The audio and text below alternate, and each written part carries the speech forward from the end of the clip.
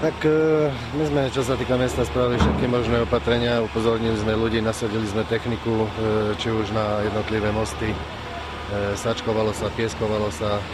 Bohužiaľ, príroda bola silnejšia v tomto prípade. Došlo k určitým škodám, ktoré momentálne monitorujeme. O chvíľku máme zasadnutie krízového štábu, kde budeme riešiť odstraňovanie škôd a pomoc občanom. Nemáme to ešte všetko zmonitorované, pretože na niektoré úseky sa ešte nie je možné dostať.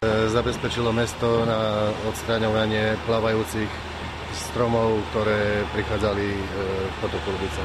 Najviac bola postihnutá táto časť a sídlisko Sever, kde nám voda prerazila aj medzi Vitovky.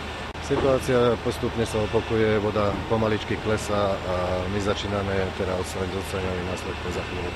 V podstate sme počítali, že o 8 bude kulminovať a vlastne začne nastávať opad vody. To sa nestalo, začalo to až okolo 3. Takže prognozy sú také, že už by mal byť len taký jemný dážď, ale verím, že už to nepríde to, čo prišlo. Treba počítať s tým, že táto situácia sa môže kedykoľvek zopakovať. Budeme musieť vyvinúť veľmi tlak a snáď aj hore sa už spamätajú a začnú s tým niečo robiť. Pretože my ako mesto nemáme možnosť zasiahnuť do toku vôd a nemáme možnosť ani poskytnúť financie na odstránenie týchto protipovodňových opatrení. To je radosť.